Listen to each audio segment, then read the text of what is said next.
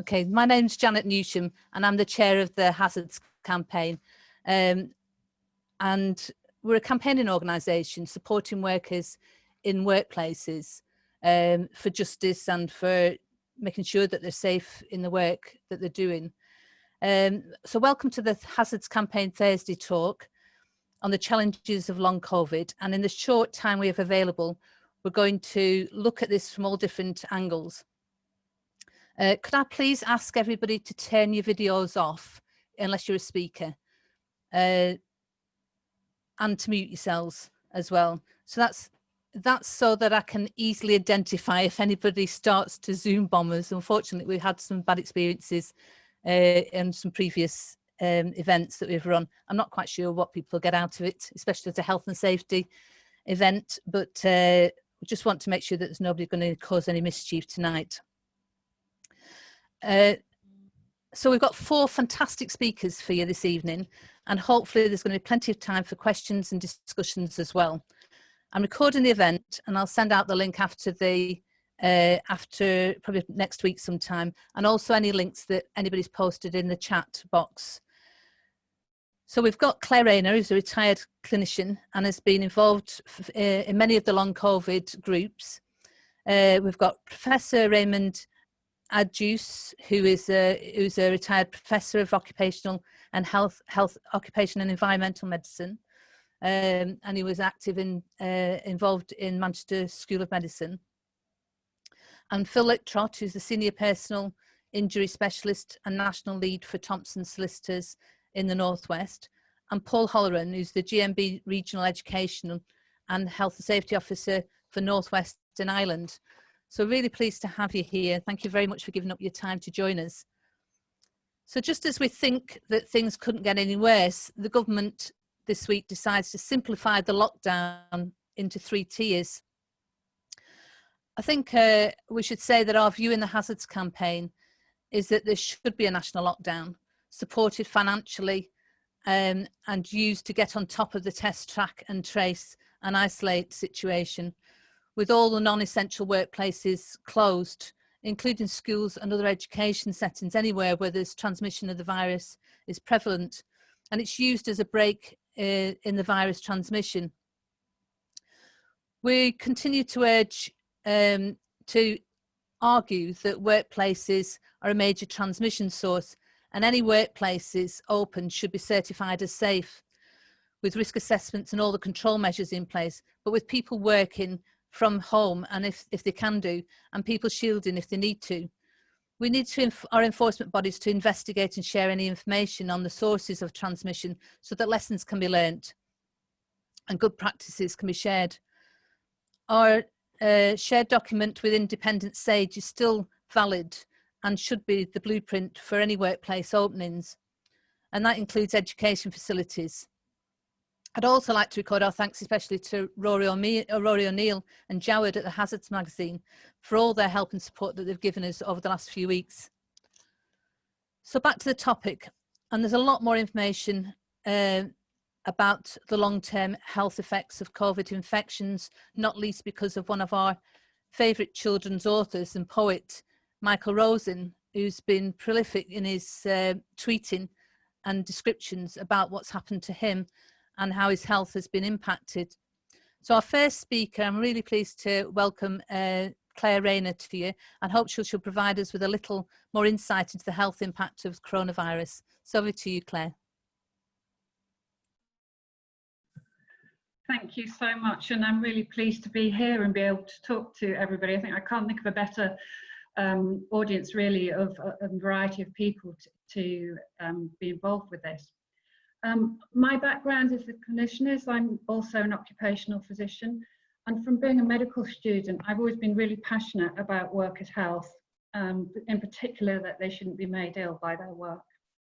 And I have the privilege of having worked for years with Professor Agius at the Centre for Occupational and Environmental Health here at Manchester, which was the first research and academic centre for occupational health in the world really, and naturally because the Industrial Revolution was focused around here. So I think it makes sense that Manchester leads the way in this. A bit of personal context about how I know about COVID, I have had what might be termed as long COVID myself, and I have several other health problems.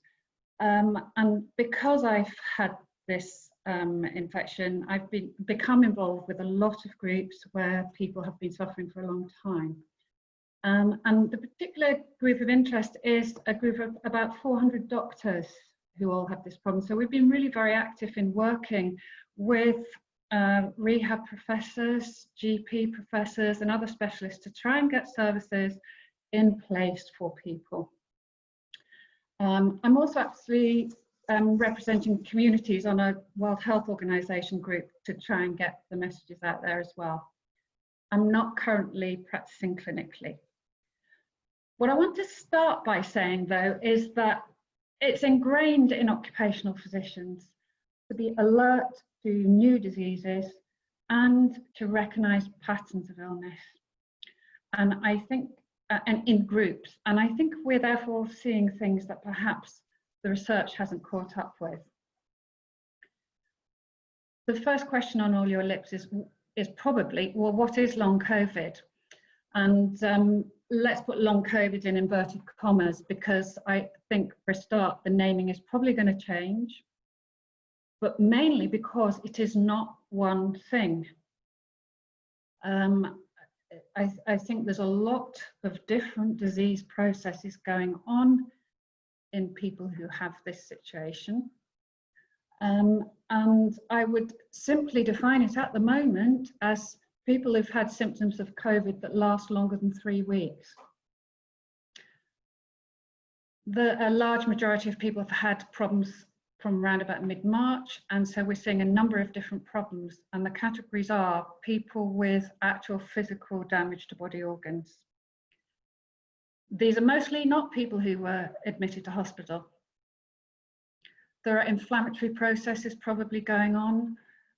There are associated symptoms due to these conditions. So we're not probably dealing with a thing. It is going to be several different disorders, and we do not know what they are because these people haven't been looked at. I'm going to be very blunt. I'm going to say that there are a lot of people who were missed out when the NHS closed its doors and has since turned a blind eye. And some of their stories are horrendous. To give you some further context, long COVID is a multi-system disorder. That means it affects all parts of the body. It's primarily, we now think, a disease of blood vessels.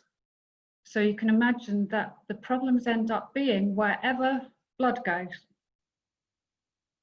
And there is some sense coming through that because a lot of patients weren't admitted to hospital, they're actually still having much more severe problems than some of those who were admitted and treated. And this is where I'm just going to ask Janet if she could put a slide up for me. I hope this will work. I want to tell you about what we've seen of some of the patterns of illness, because there are different patterns going on. And if we manage to share the screen, it's just a little diagram that I've drawn. And it's just coming up. Just that first slide, if possible. Are we able to do that? Is that first? Yeah, here we go. Okay, this is literally a hand-drawn diagram because I'm not good enough at the computers. But if you think about the x-axis as being time, and I've put from when this all started for around about 7 months down the line for a lot of people. And up the y-axis, I've just put symptoms. So they could be a variety of symptoms. Now, some people could have had symptoms from the beginning, and those symptoms are continuing. So that's the flat line at the top, and they're still ill. You've got other people who have had symptoms. They may get better, but then they come back. So we've got a really up and down course. And these ups and downs of symptoms tend to echo the original symptoms that they had. Now, this is quite bizarre and unusual. Some people that are getting the ups and downs will find a trend towards improvement. Some people will have a line that just gets better gradually. And then the line that I've put at the bottom, marked B, where you might have a mild illness at the beginning, but then suddenly develop something new, and that can become quite disabling as things go on. So thank you very much, Janet. We can put them back now. So I just wanted to give people a visual, because there are all these different things. This can affect people of any age, and there may be a dose effect for some people. I'm sure Raymond will talk more about that. Why are we talking about it? You're going to find that a lot of employees have been off sick for a long time, will be off sick for a long time. And this is not going to just affect an occasional person. I think there are a lot of people with this.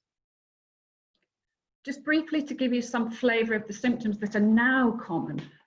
And I'm not talking about the initial symptoms when people were first ill, but the symptoms people might have a few months down the line. The commonest are chest pain, and it's a chest pain that people describe in the way you might describe angina. Heavy, somebody sitting on the chest, going to the arm, the throat, and through to the back, needs to be investigated as if it was a cardiac problem. Breathlessness and exertion, palpitations on exertion that are really high heart rates, things going up. Some people I've known of have heart rates of up to 200 and over, and you wonder how they're still standing and alive. The other big group of symptoms that people are getting are cognitive, and this is going to have an impact on the work that they're able to do. Memory, understanding, concentration, unable to find words.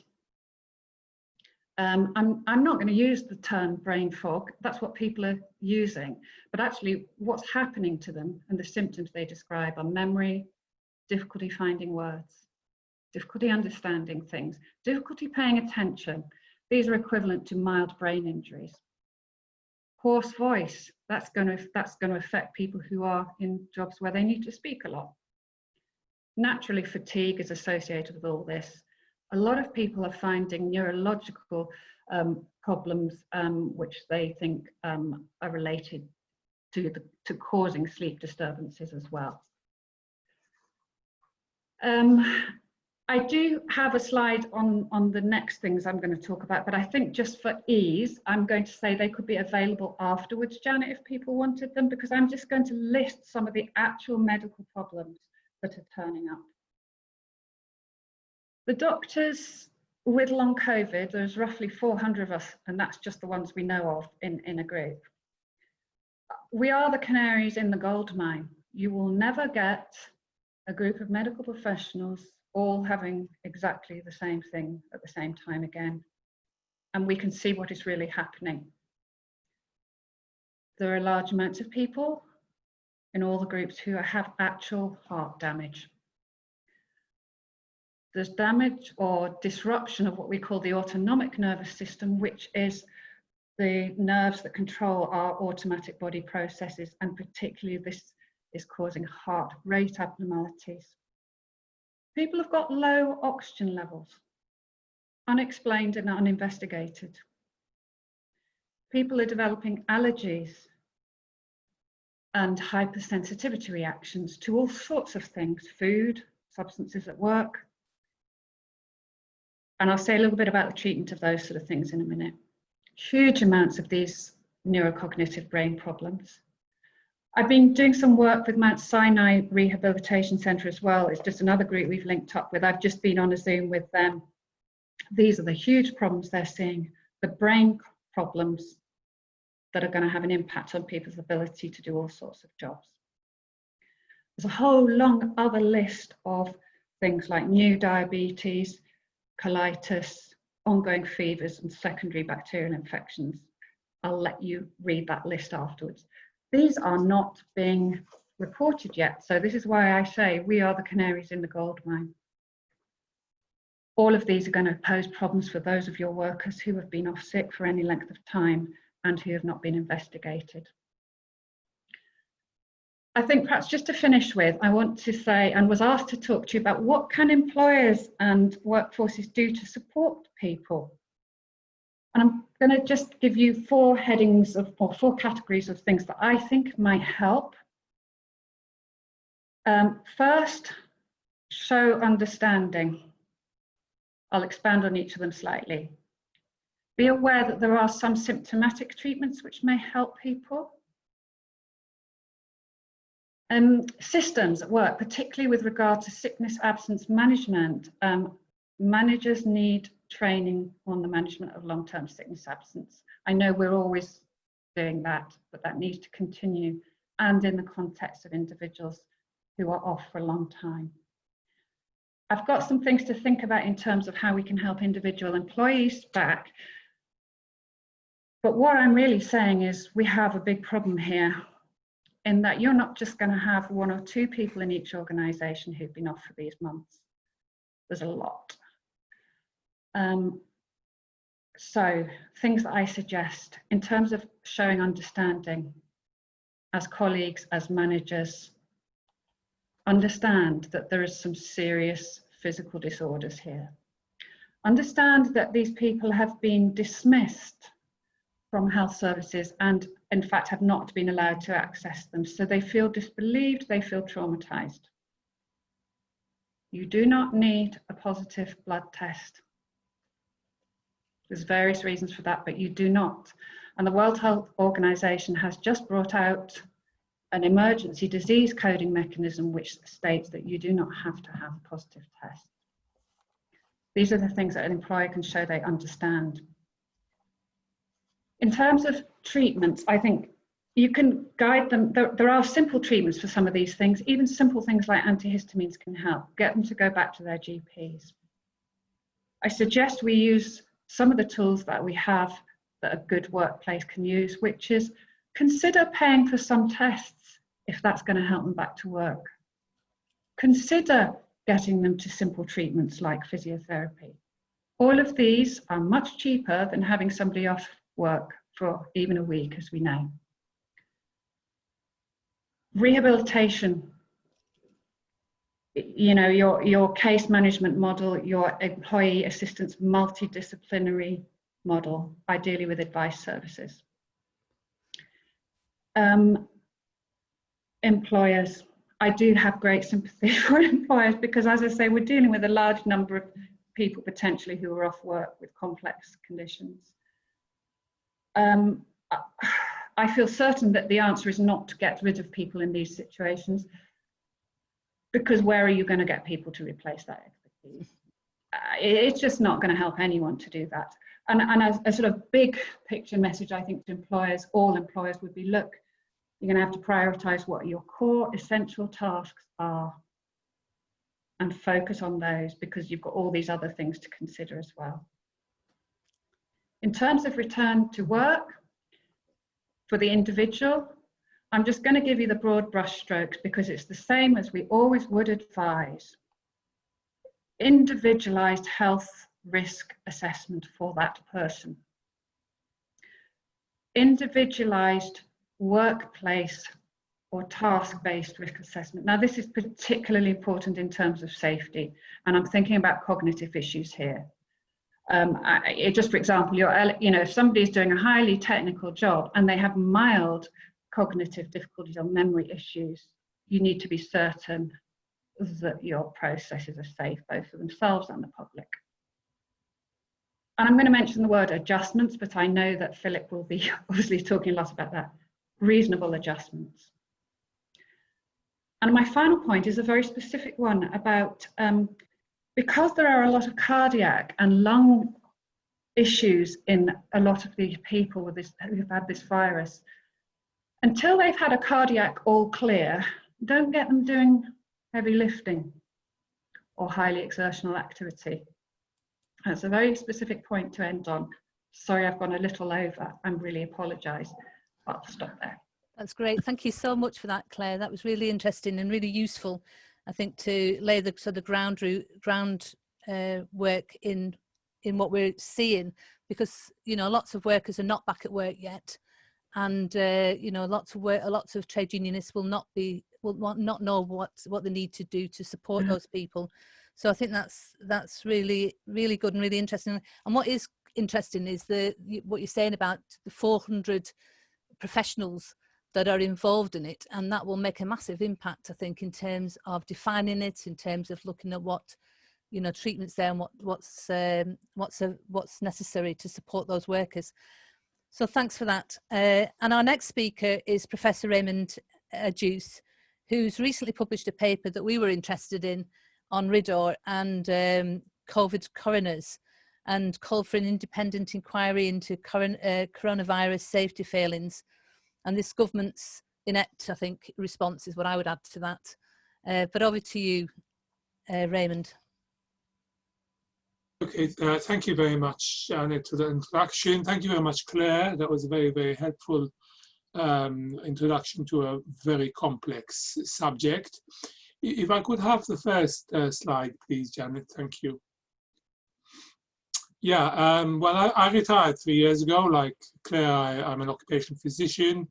However, this year, when the pandemic hit us, I didn't feel comfortable. I just sort of watching the world go by. So I picked up my tools, and usually pens rather than swords, and computers. And here I am. Can I have the next slide, please? Yeah, just so you know, my current interests are, I'm a BMA Occupational Medicine Committee. I'm a member of the Industrial Injuries Advisory Council, but I'm not speaking here in any official capacity. And I also have other bodies in Britain and in the European Union, which I contribute to. Structure. First, I'm going to start with an introduction of why we have to try and see under what circumstances we would define COVID-19 as an occupational illness. Unfortunately, I have to say that it's not an easy task, but that will come out in the discussion. Then I'm going to look at a little bit more detail in the work of the Industrial Injuries Advisory Council and how that can contribute to defining the circumstances in which COVID-19 would legally be scheduled. And for that, I'm going to use data from the Office for National Statistics, a bit of observational epidemiology to support what I'm saying. So I'm going to look at the criteria, or some of them really, the guidance produced by the HGC and RIDDOR, and the extent to which doctors or other people in the workplace might apply these to determine whether or not COVID should be treated as an occupational illness. And I believe that they are quite seriously flawed, so I shall say why. And now I'll mention a little bit about the coronal system, because I've done a bit of work on that. Okay, fine. Yes, I'll go to the next slide, please. Thank you, Janet. Right, now, why is it important that we have some way of defining COVID-19 as of occupational origin? Well, first of all, it's important for observational epidemiology. If we're going to see to what extent measures in the workplace are reducing the incidence of COVID-19 contracted at work, we have to begin to try and define what we mean by COVID-19 that arose from work as distinct from COVID-19 in the community. If we're comparing different industries, we're comparing different places and maybe people in the same jobs but in different locations, and we want to see, we have to have some means of counting. And of course, once we then decide where the problems are and intervene, we want to be able to see whether those interventions are working. And this is very complicated because we're working on the background of a disease with a very high incidence in the community. We need to also, when we investigate clusters, do a little bit better in how we define these. The clusters are usually defined as having 2 people at work with COVID-19 in the same workplace. That makes it a cluster. Well, you know, if those 2 people happen to share the car or to get to work together and they both have it, one might wonder, well, is that a work-related cluster or not? And then, of course, for many people, it's very important for compensation purposes, whether the compensation comes from the state, social security, whether it comes from suing employers or whatever, you then on an individual basis need to reach the judgment. So that's important. But as I've already said, the difficulties exist. It's a disease with a very high and very variable incidence in the community. It's not got a specific link to occupation. It's not as if I, as a doctor, had seen somebody with mesothelioma and I would be able to bet £1 to a penny or £100 to a penny that was contracted from work and from exposure with asbestos. It's not like that. It's not like occupational asthma either, where asthma is common in the community, but you can test people and say this is asthma caused by isocyanates, which were the cause of asthma at work because of exposure. Not only is the link with occupation quite difficult, but sometimes, as we've already heard from Claire, even diagnostically, although many cases are easy to diagnose of COVID, many are not necessarily so. So if you miss the time window for the swab tests, then you'll get a negative result. If the swab test isn't done properly, you'll get a negative result. And as Claire already said, antibody tests are very unreliable. They have very low sensitivity. In some studies, you get less than half the people who've come up positive with swab tests later showing antibodies. Some antibodies, the IgM antibodies, come in a small proportion of people and then go. And some of the IgG antibodies come again in a small proportion of people, hang around a bit longer, but maybe, unfortunately, they're vanishing as well. Sometimes we can have backward tracing, and this is something which we don't seem to be doing in this country that I know of, where you're not just tracing somebody as to who he could have given the disease to prevent propagation of disease, but we're actually working back and seeing where it came from. And also one thing we're not doing enough of is genomic analysis, looking at the different strains of the virus. Some strains are quite common. Some strains are quite rare. So if you found that somebody, say, who was a worker in a nursing home had a rare form of this virus, genetic composition which was uncommon, and then you found that a resident there had maybe a week or two earlier tested with the same rare form of the virus, then you could reasonably conclude with some robustness that that person contacted from work. Claire said I might tell you a bit more about exposure and threshold. Well, in fact, I was speaking at an international meeting from home, obviously, only this morning about this, and we still do not have the exposure response relationships that we have for other illnesses. We can't measure exposure like we can exposure to noise and say, well, if you've topped the amount of exposure to noise, that almost certainly would put you at a very high risk for deafness. We can't do it in the same way as we would for radiation or for silica. We just do not have those exposure response relationships yet. Can I move over to the next slide, please? Right, the Industrial Injuries Advisory Council produces a range of different degrees of reviews. But the most important one is the command paper, where it makes a recommendation to the Secretary of State, and if the Secretary of State accepts that recommendation, then that disease and the circumstances of exposure appear in a schedule which will then entitle people to disability benefits, industrial injuries benefits, sorry, disablement benefit, provided those conditions of disease and exposure are met. Can I move on to the next slide, please? Right, now for the Industrial Injuries Advisory Council to produce a command document which is strong enough, we need to have an evidence-based definition of the disease of the condition. Again, in many instances, this will be easy, but as Claire has just said, if we come to define long COVID of heart damage, long COVID of shortness of breath, long COVID of neurocognitive dysfunction, or other forms of long COVID, then it becomes quite difficult we're not at that point yet to define those. Evidence that there is a recognized risk, sure, there is a very strong recognized risk in some occupational circumstances, but the law requires us to show that there is a doubling of risk, and in some occupations it will be easy, and in others it will be very difficult to show this. And again, to describe these exposures is, for reasons I've already mentioned, not going to be easy as it would have been for noise or for radiation or for vibration or whatever. Next slide, please. I've picked up just a couple of examples of diseases which are already covered by industrial injuries disablement benefit and which are caused by biological agents.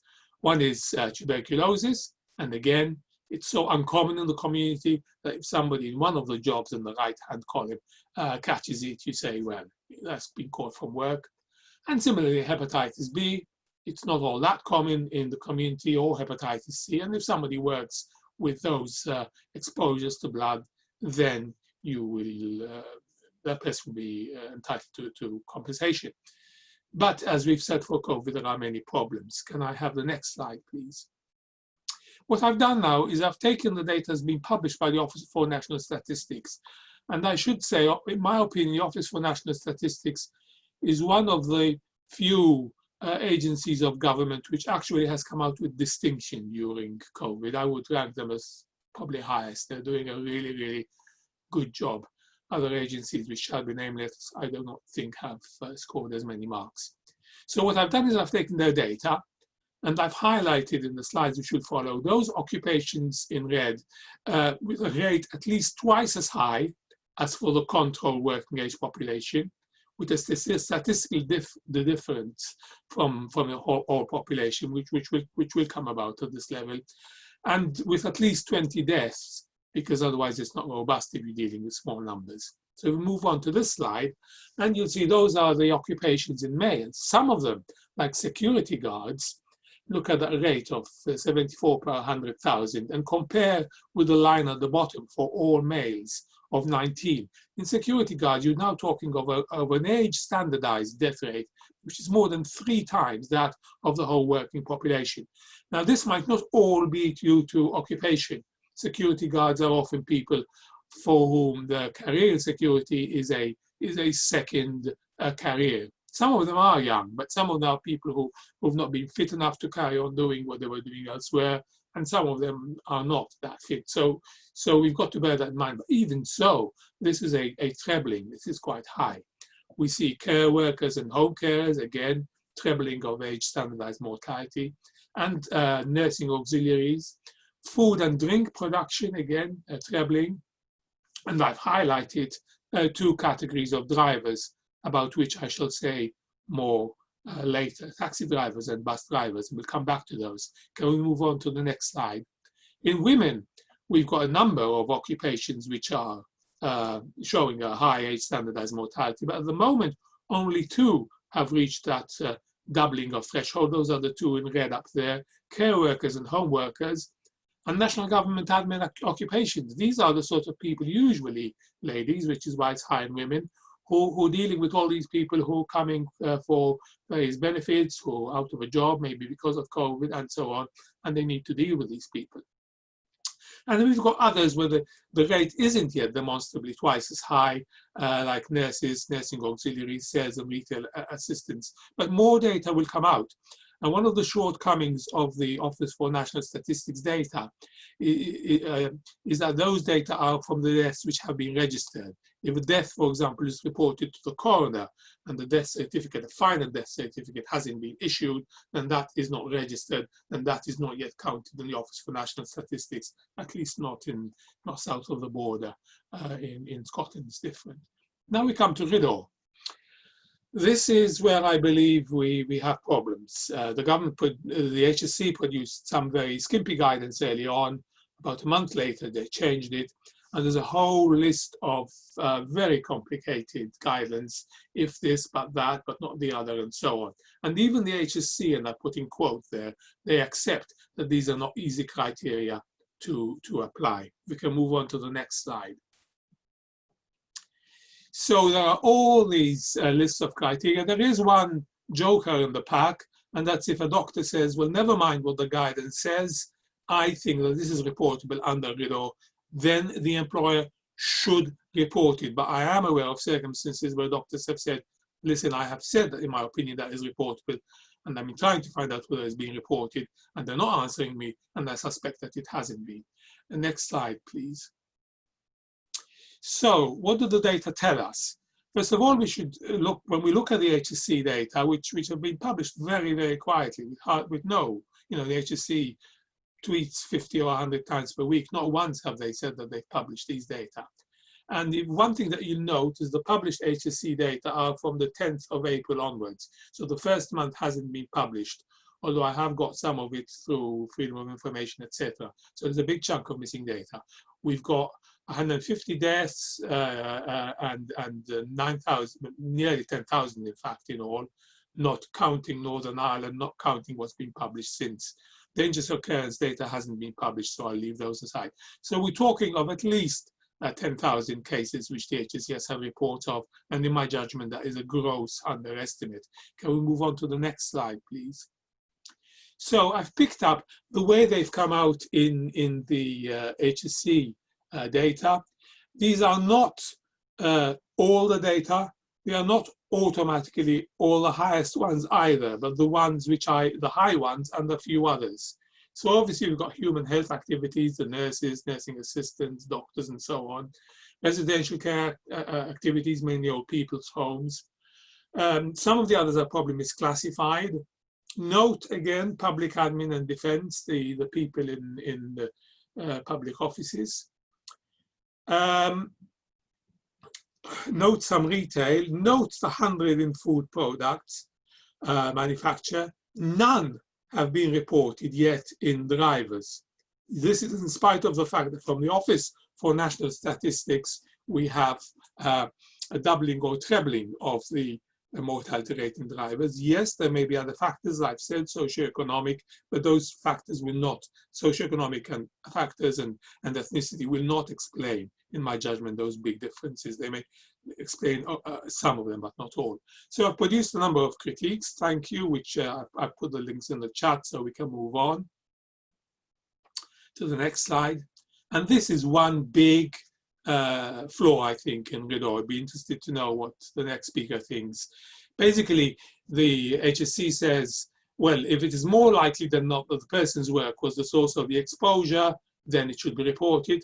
But by the way, if it's work with the general public, then it shouldn't be reported. It's got to be work with a diseased person. Now, if you look at the slides at the bottom of this picture, we've got the taxi cab drivers, we've got the bus coach drivers with rates which are more than double those of the working population as a whole. Van drivers who sometimes knock on your door, ring the doorbell, leave whatever they're delivering. And the bottom one is the heavy goods vehicle drivers who don't really have anything to do with the public, and their rate is no different from the normal, from average workers. That is very strong evidence of an occupational causation being missed. In fact, I personally think those people, those sorts of drivers in buses, should be wearing respirators, but that's another subject not for today. Another big issue which worries me in RIDDOR is they say there must be reasonable evidence linking the nature of the job to becoming exposed. So far, so good, fair enough. And they say whether or not they were wearing personal protection is also relevant. True, I accept that. But they say as set out in the relevant PHE guidance. So we move on to the next slide, please. We see that the PHE guidance for people who are within 2 meters of a suspected or confirmed case, healthcare workers, but who are not bronchoscoping or intubating or so on, the default is a fluid-resistant surgical mask. If we look at the European recommendations, those people should be wearing a filtering facepiece respirator. So what I fear may be happening is that there may be people out there who do work in residential homes or in nursing who have had a surgical mask, who have contracted COVID, and their employer has read RIDDOR and said, ah, well, they were wearing a surgical mask as HSC and PHE said, so therefore I think they caught it, not from work, therefore it's not reportable. So those cases are not being reported, they are being missed in my judgment, and the opportunity to find out how they could be prevented is being missed. Another thing that worries me, I'll run through because I'm sorry, I'm running short of time, but look at the bit in red. HSC has had 100 times as many COVID-19 reports as it usually has of all other biological agents in 1 year. HSC simply does not have the capacity to do those investigations. And yet there has been, as far as I know, no injection of new staff, of experts and so on to assist HSC in this task. They have had no supplementation from what I can tell. Then there's the question of coroners, and I shall be quick. Coroners, this is an interesting one because the criteria for deaths being notified to the coroners are much wider than for HSC. Anybody, even if they work in public transport, can be included. You don't have the same burden of proof. It can be just a suspicion on doctor. If we move on to the next slide, so therefore you could think, well, maybe coroners might be more likely to investigate. There's a problem with this too, though, that if you look at the number of coroner cases referred to coroners in any 1 year, only 3% of those end up producing what's called a report to prevent future deaths, either because the coroner doesn't proceed to an inquest or proceeds to an inquest but doesn't produce one of these. And there's another big worry. If you look at the data on coroners, as I've published, in 1 year, whole year for the whole of England and Wales, on average, there are 8 prevention of future death reports for health safety issues, only 8 for the whole of England and Wales. Only 1 of those relates to industrial disease every year. Only 1 of those relates to protective equipment and none to respiratory protective equipment. So I do not think that coroners actually have the experience, not in a legal sense, I'm sure legally they're qualified, but in terms of understanding the science of it, to be able to make a meaningful impact, in my judgment. I hope I'm proved wrong.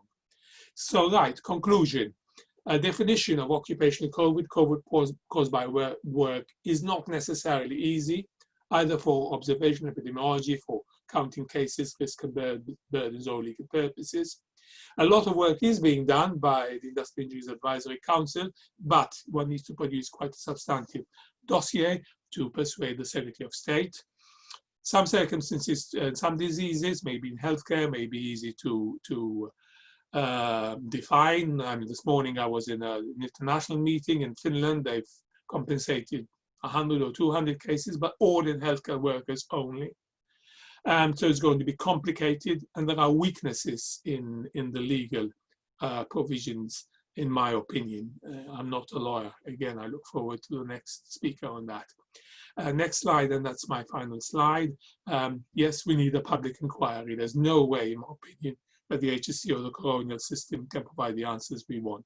Sorry that I've spent a little bit longer. I apologize. That's all right. That was excellent. Thank you very much for that. It's really informative, and and you've raised lots of the issues that we were concerned about in the hazards campaign, not least the role of the HSC and and how we can get around some of the issues about door reporting. So it was really interesting, that, Raymond, and hopefully we can share the slides with everybody that's attended today. And they'll get something. Yeah, you can share the slides. Fine. Thank you very much. Thank you. So our next speaker has been sort of introduced by Raymond, as though he's going to answer all these questions, and that's Phillip Liptrot from Thompson Solicitors, who's been a friend of the hazards movement for a long time, and certainly we've called on him to support some things that be able to ask for advice and to support what we've been doing. So over to you, Phil. Thanks very much. I mean, you could probably do a week's seminar, I think, on just dealing with some of the issues that have been touched upon tonight. And a couple of days of that could be just dealing with like the legal aspect, because as we've heard, this is new territory in so many ways, not just from just a normal way of life and having to adjust to that, but every aspect of it and how it impacts on work, social activities, and the foundation of all that anyways is the law in many ways, and it's the same.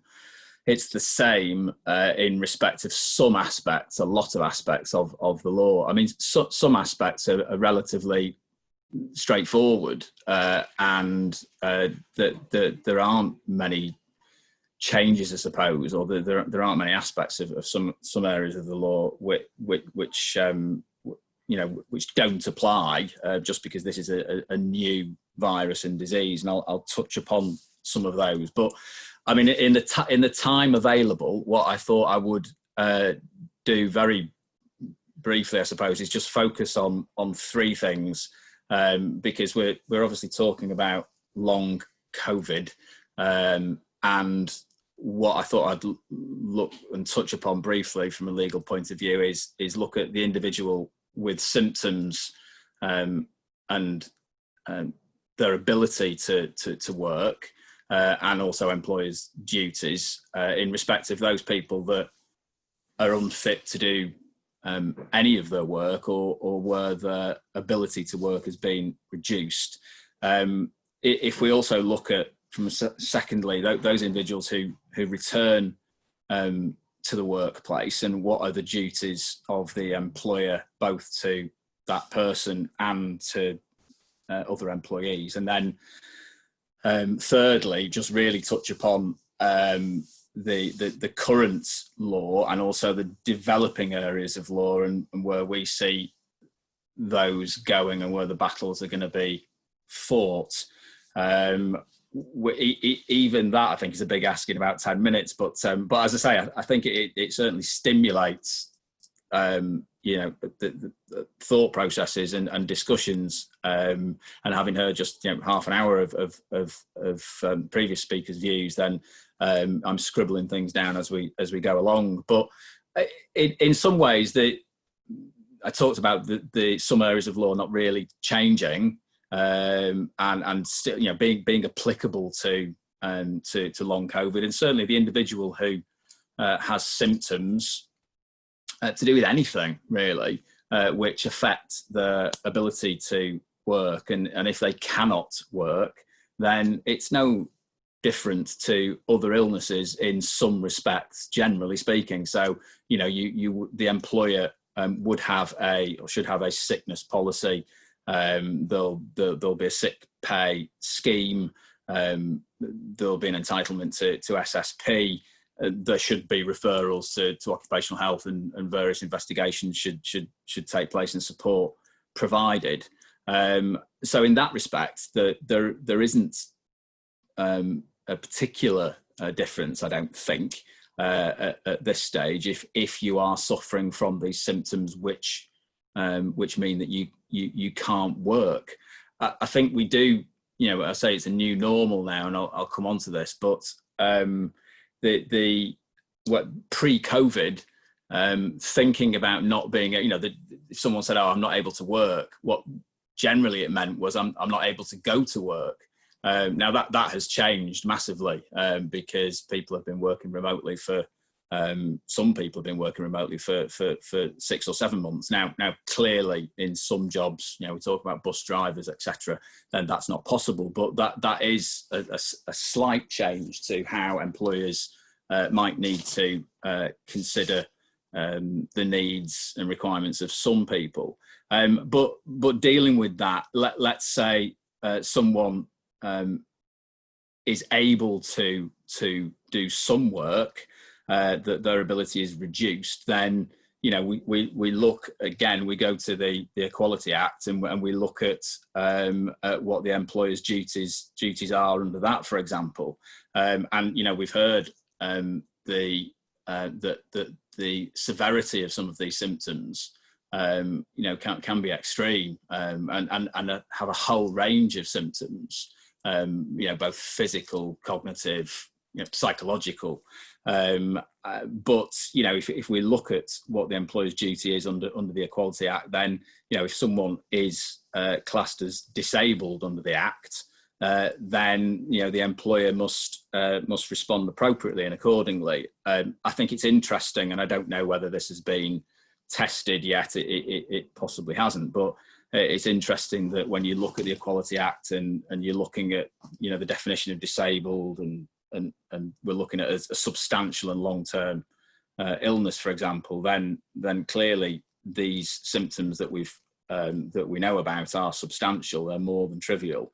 But long-term, again, I'm not an employment lawyer, but my understanding is that a long-term is effectively 12 months or more. That tends to apply. And clearly, we've only heard of COVID for 9 months perhaps, or we know of people with symptoms who may have contracted it maybe 9 or 10 months ago. I don't think that's going to be an issue.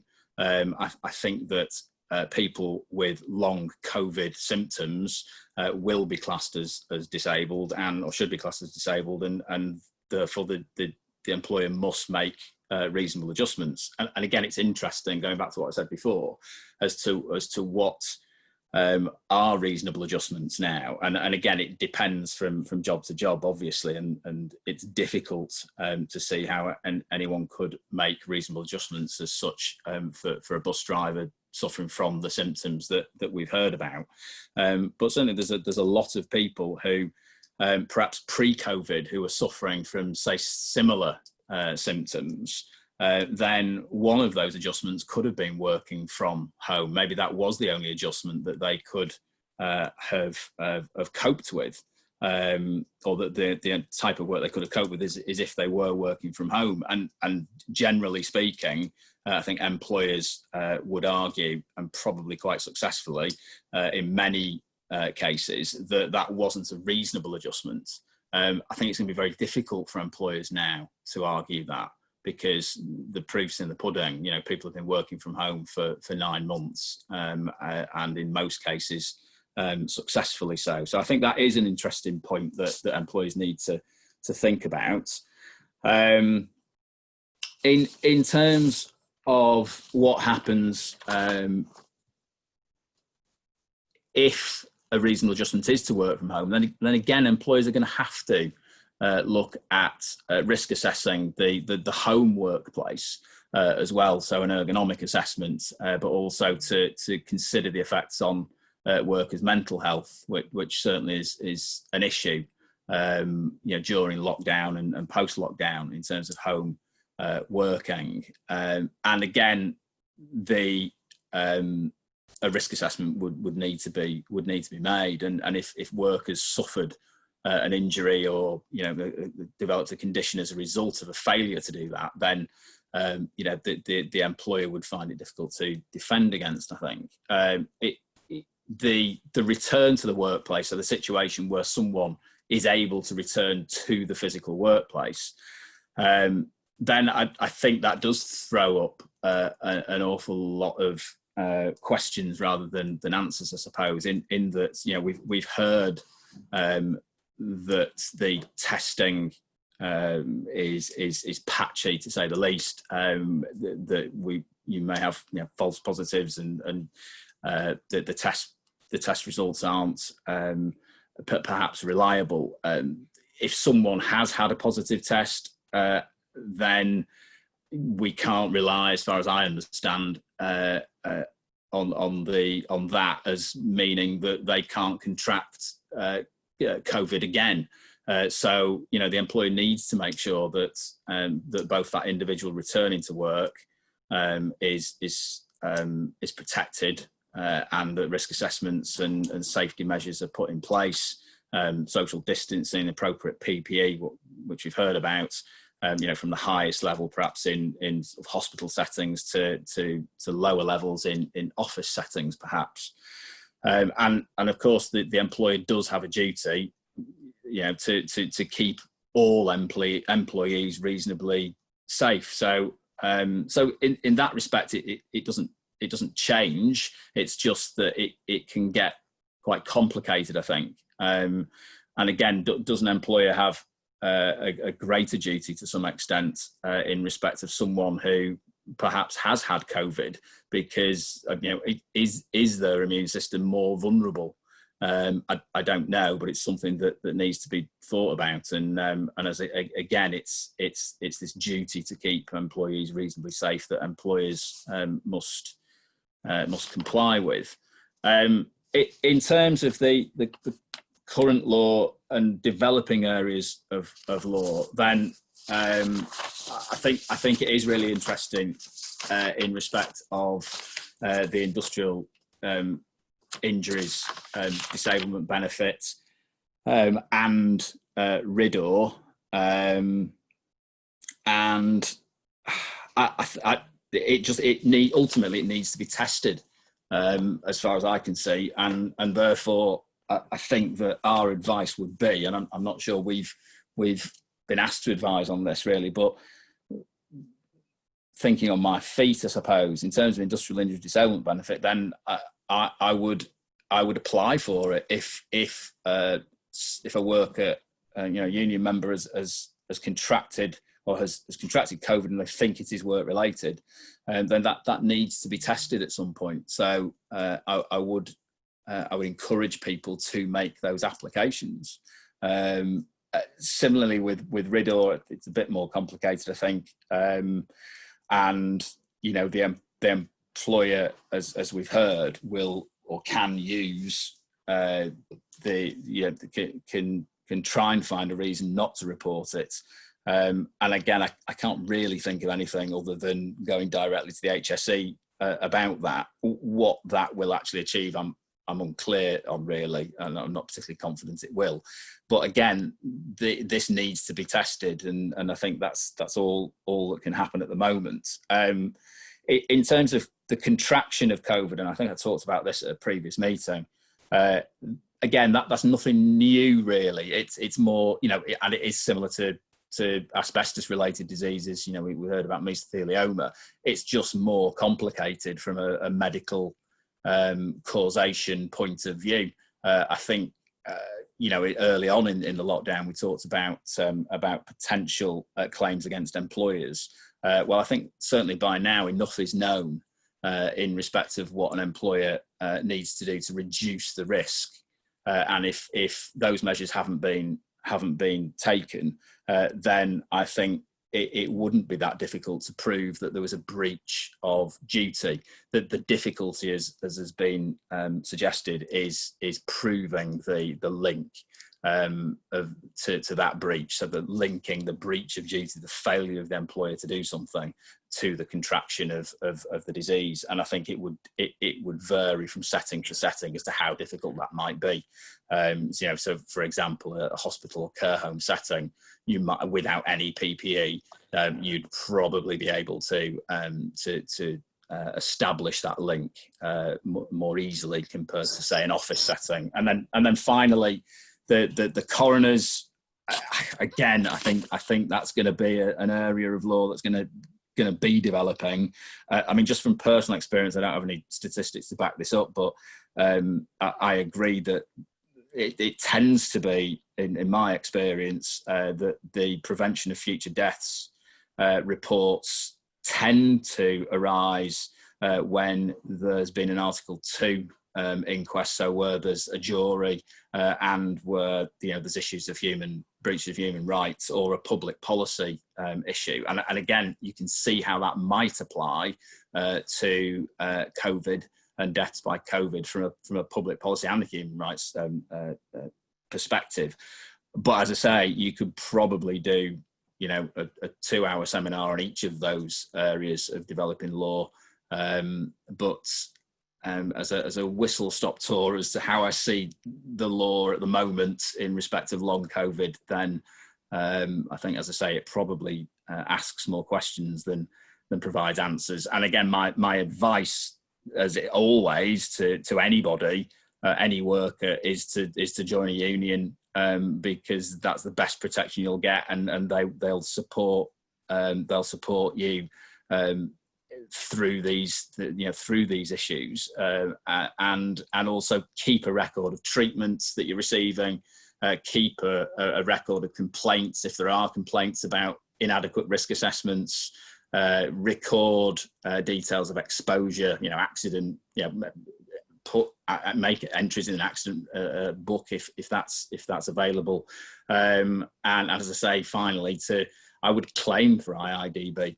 And then see where that takes us, in several months' time. Thank you so much for that, Phil. That was really good and really interesting.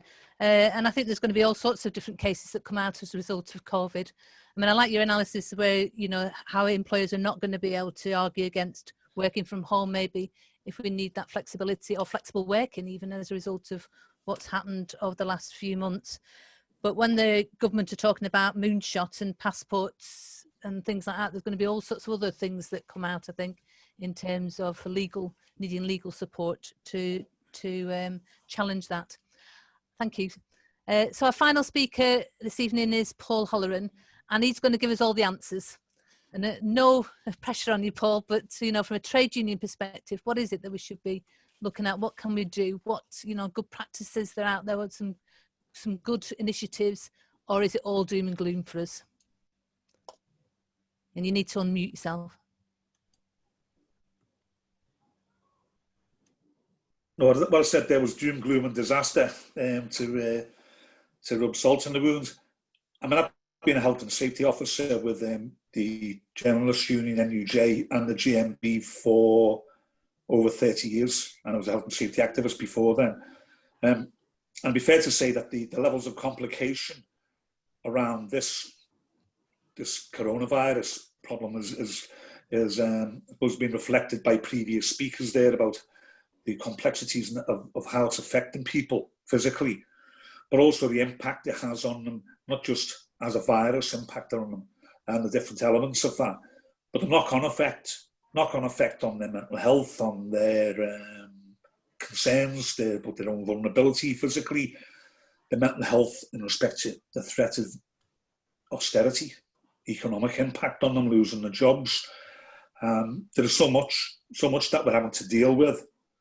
So there's the mental health, there's the ergonomics aspect of it, the whole display screen equipment, which is moved from the office to the home, right, as Phil just mentioned there. So there's knock-on effects that are just creating more and more work for us to deal with these things. Now, again, when it first arrived on our shores, I suppose one of the things that, and I'll just talk for our region, I'll touch about what we've done nationally as well, so there's been some good work done nationally.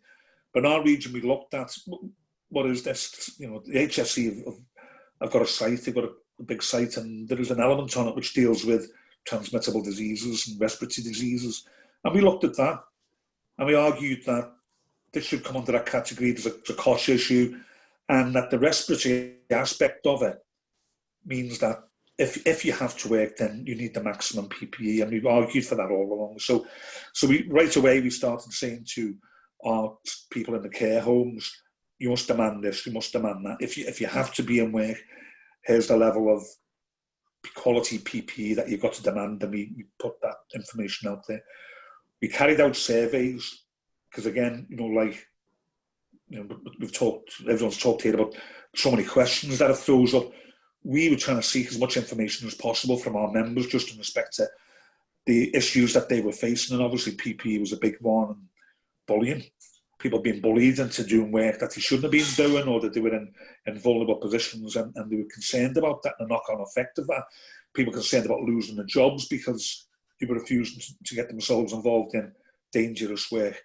Lack of risk assessments, phenomenal, absolutely phenomenal. And even where some companies, and I had a couple of head teachers, one in Wigan who contacted me, and their husband's one of our shop stewards, and it was fine as risk assessments go, but it didn't go anywhere near meeting the requirements of what needed to deal with this virus. And I said, look, I'm more than happy working with you to fill in the gaps and putting something really robust in place. But our position would be avoid the hazard. Let's not put yourself in that position in the first place. But if you're going to put a risk assessment in, then let's make it as many control measures as possible. So it was that kind of balance that we were doing, where people were look as though they're going to go into work, and we had to provide risk assessments and control measures to try and maximise protection. Be fair to say, it varied quite dramatically between different companies. Companies like Matalan were all over the press because they weren't following through any of the guidelines that the government were issuing on sanitisation, PPE, distance, social distancing. And some of our reps leaked pictures to the press, and the company claimed to be horrified, and then they started working with us and making sure that the proper measures were put in place, and they were a bit more amenable to dealing with people who were off. So we started getting inroads there, and we used that same method with a number of different employers. Again, some had more success than others. Places like Amazon, it was like a nightmare. Ambulances turning up there, big problems, lots of information coming from our members in NWAS and the ambulance service, who were saying that the ambulances were turning up regularly at Amazon site. So we were aware that there was wider problems with some of the worst employers. We did a whole range of stuff, and I want to rattle through stuff here because I want to give people time to try and speak. and ask questions, but produced various grievance letters for individuals, maybe individual members who are not in recognised workplaces, as well as collective grievance letters. So we drafted templates up to try and deal with different aspects of what they might be facing, whether it be bullying, lack of PPE, lack of risk assessments. We customised as much as possible. And we realised that there was more and more problems coming out from various workplaces. So we nationally, well, locally first, but then nationally they came on board.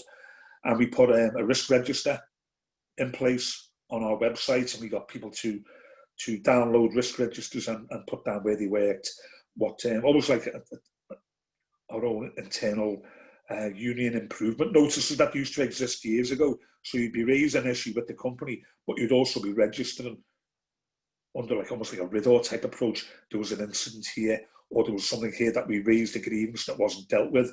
So it's registering that kind of information and building it up. Obviously looking at, time frames for claims and trying, building ideas up to where we can maybe in future put claims together for benefits for people or for personal injury claims. But I mean, I go back a long time. I remember the difficulties with dealing with chronic fatigue syndrome and repetitive strain injury. When I worked in the newspaper industry, when repetitive strain injury was being being attacked by the employers as being psychosomatic. So I've gone through all the difficulties that we found with occupational health and certain clinicians who have put obstacles in our way to get where we are now. So this is probably even more difficult, as the previous speakers have said. Growth and anxiety. So we've had to try and look at putting some mental health support together, tackling stress in the workplace, putting some short courses together. We've had to change the way we've done things. Some of our surveys and our risk register have thrown up information like 1 in 4 people concerned that they were more at risk. Again, it's probably an understatement, because some people were wary about filling the documentation in because they were scared in case their employer found out. And it was both in respect to concern about their health, but also the economic impact. You're feeling vulnerable on both fronts, which obviously has an impact on people. And you're getting people who couldn't afford to be off because of the poor sick schemes, and they were going in and they were symptomatic or asymptomatic, but there was insufficient testing. So they would end up people in care homes, going into care homes, or ambulance drivers and paramedics who couldn't get tests in time and were wanting to go into work, but they couldn't. So there was people who wouldn't go into work because they didn't want to spread it, but others who felt that they couldn't afford to stay off and they were going in. And again, the lack of political support, I suppose, that that we found along the way. And I suppose it's a classic case of looking at how does a union respond? And it's industrial. So with the work, the shop stewards have to do the brunt of the work, but the officials go in, argue for safer workplaces, argue for people working at home, and support for those people working at home.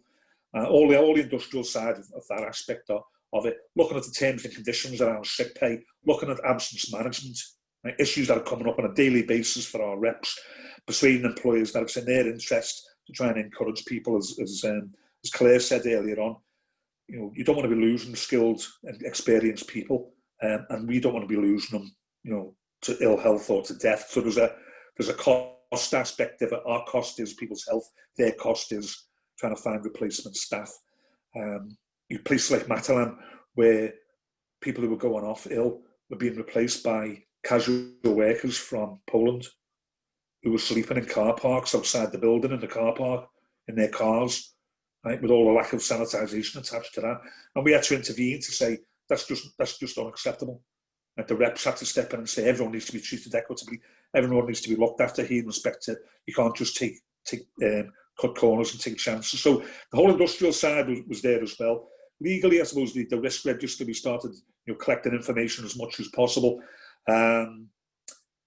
We've come across things like excuses around lack of PPE, but I think the sickness absence one was a big thing, where some employers were arguing that it was confidentiality breaches and GDPR came into play, that they couldn't tell people in the workplace that one of their colleagues had gone off with the virus who got the symptoms, blaming confidentiality and GDPR for that. So we had to combat all that type of stuff.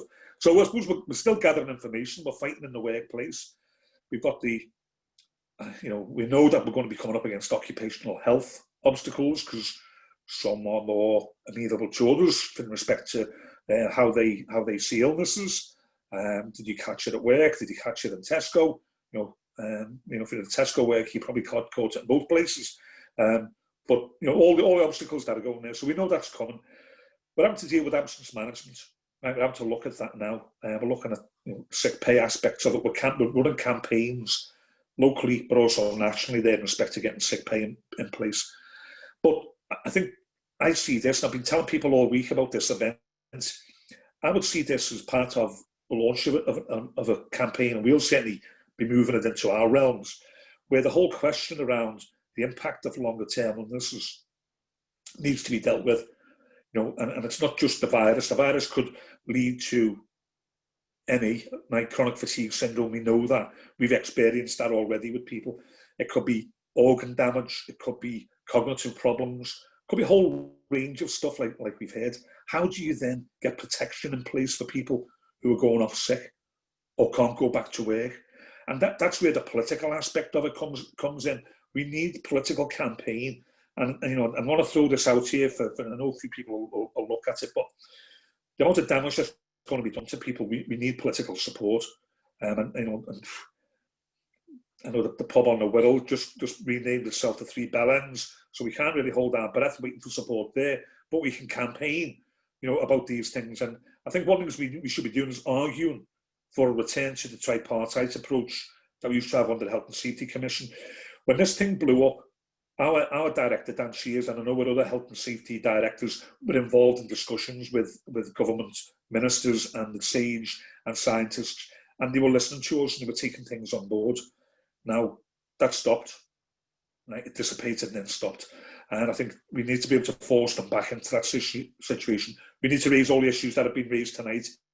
How are people covered under the DDA and Equality Act in respect to the long term? What are you going to do? What, are you going to let people be sacked because they've fallen into long-term illness because of this? How do we identify that? Do we go, does that mean there's going to be an explosion like there was under RSI or stress cases, which became the last epidemics? So all these things need to be done. We'll be fighting our campaigns and we need to do that, but they need to be done hand in hand with the politicians and the lawyers. We need people like Phil.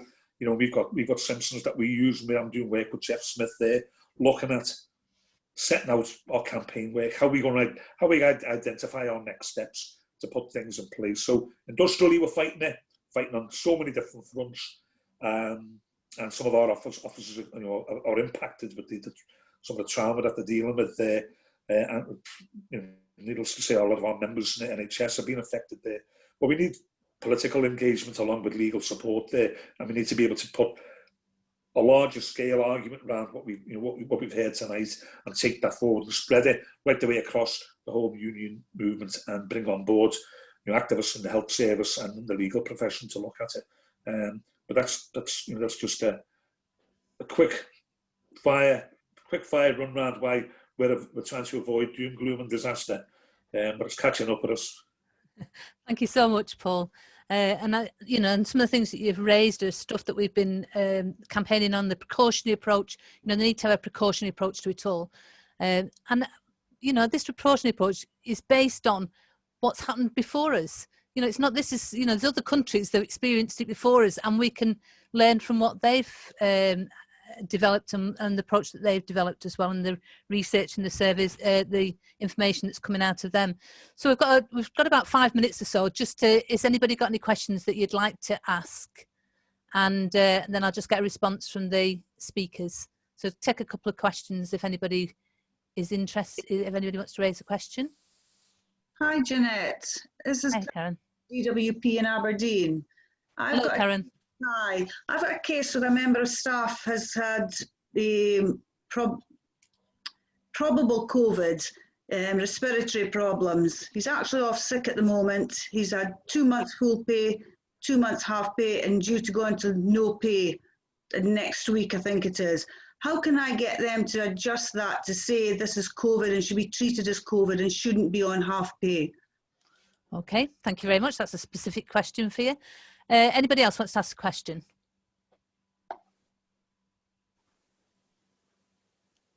You're going to have to either put your hand. Oh, yeah, Wayne. Hello. Hiya, Wayne.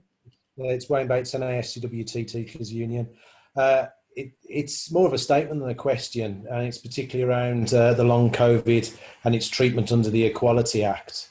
Because clearly it needs, you know, for a disability to be classed under the Equality Act, it needs to be substantial and long term, whereas long term normally means it's lasted 12 months or is likely to last 12 months. And I think one of the issues that we're going to see is some employers trying to say that you haven't had this disease or this condition for 12 months. And clearly no one's had it for 12 months yet because the virus itself hasn't been around that long. And even though in some cases it's going to be highly likely and foreseeable that the condition is going to last long term and over 12 months, some employers are still going to be sticking to that line to avoid having to take those reasonable adjustments to help people back into the workplace by trying to stick to that line that it's not long term, therefore it's not covered. I think that's one of the real concerns that we've got at the moment. Okay, thank you very much. Jane, have you unmuted yourself to ask a question? Yeah.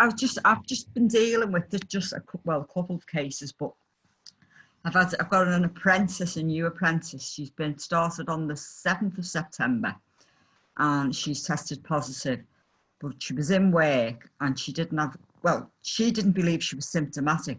Somebody put a behavioural safety audit in, like a sort thing. A manager, by the way, after the event, puts a sort thing in the system, which we don't do. We don't engage with it as trade union.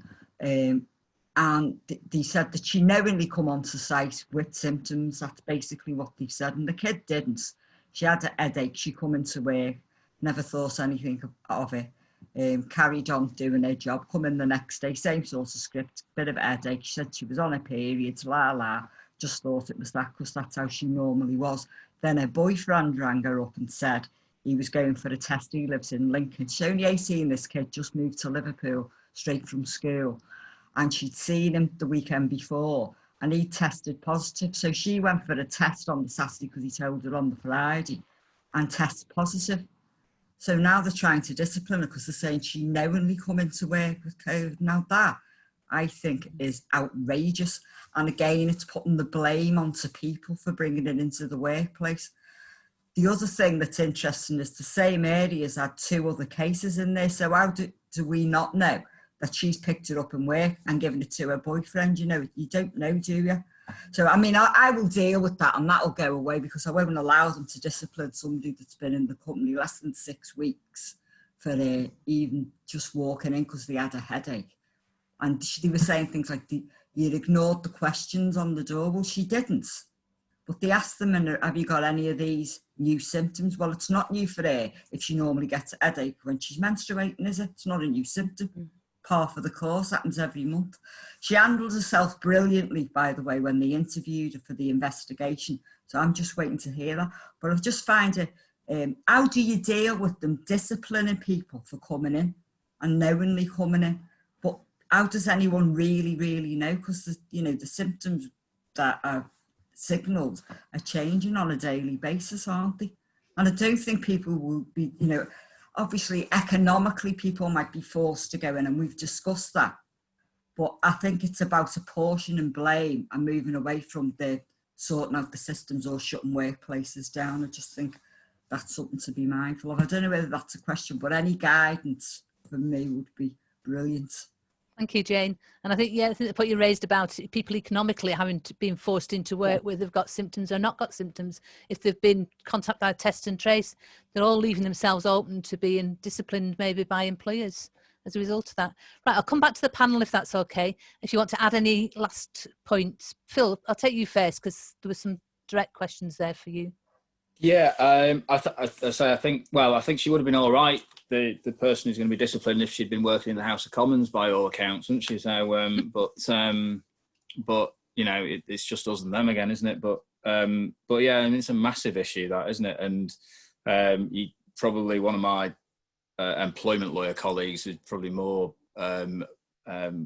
qualified to respond to that. And I'll ask, I'll speak to our employment team and see if they've encountered anything similar, or if they've got any general guidance on that. So I'd have to get back to you on that. And again, I think the disabled definition of disabled point is relevant. And like, I think I've seen some of the chat that, it's likely to last 12 months. So you should be okay on that. But as I say, I mean, like the by definition, long COVID, as far as I understand it, can just come and go. It fluctuates.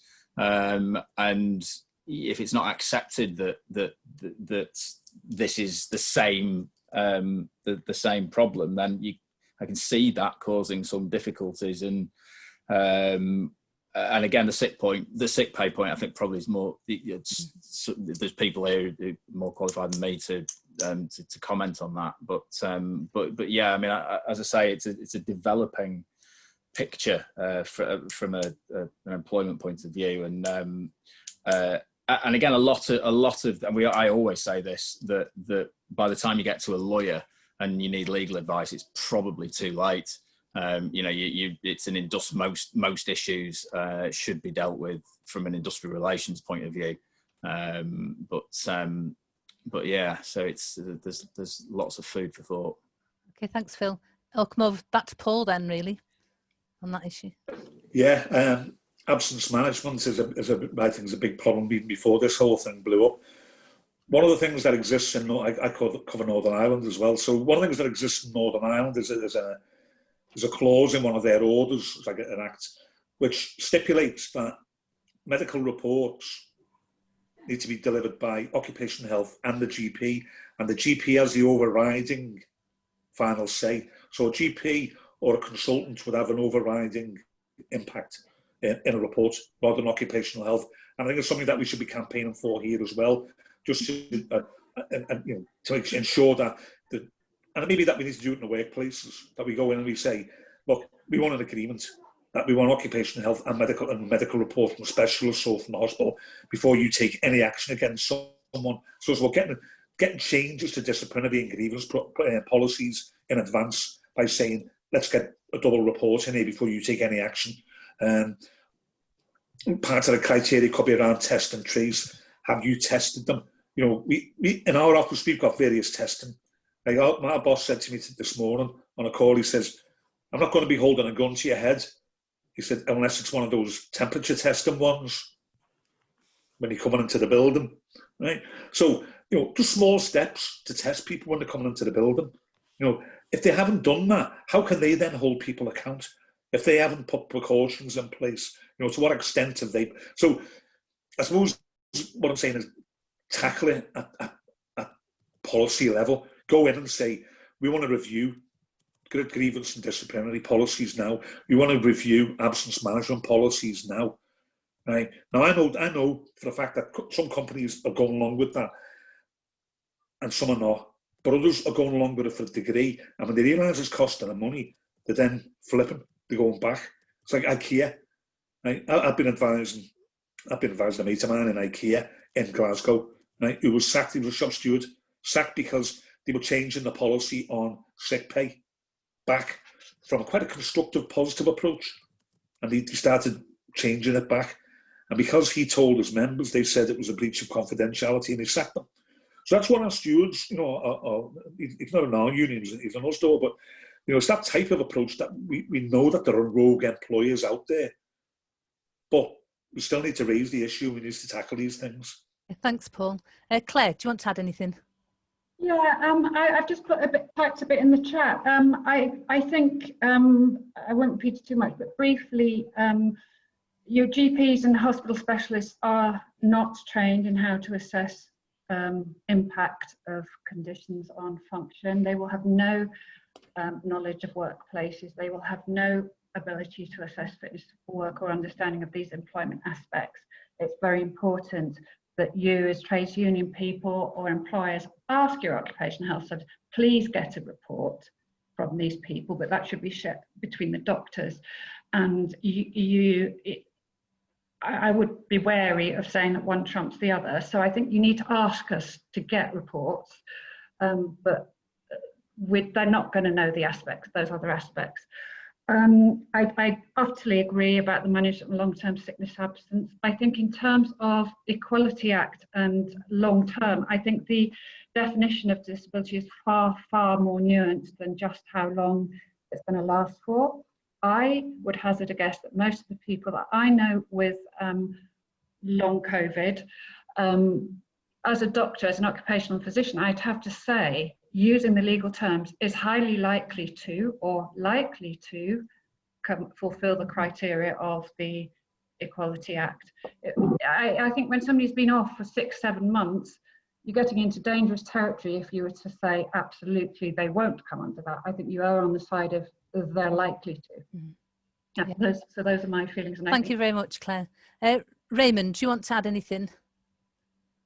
No, not really. I don't think I can add anything to what Claire said in that respect. I think that's good advice. Thank you. Thank you so much. So, I mean, I think, you know, just a final word really is negligent employers before the pandemic have been negligent employers through the pandemic. And I don't think there's any surprises as to who the bad employers are and how they've acted and not supported the workforce.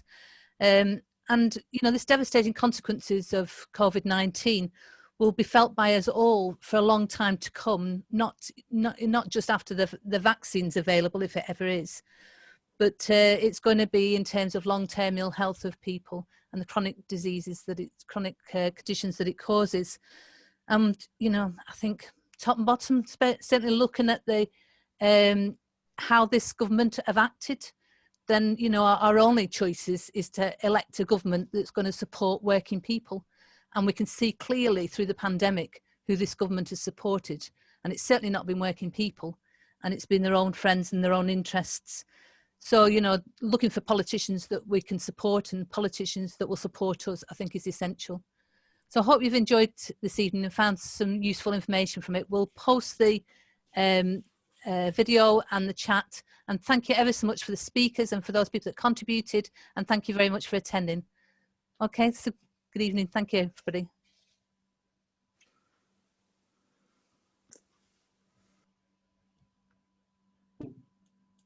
Thanks, Janet. Thank you. Thank you. Well done.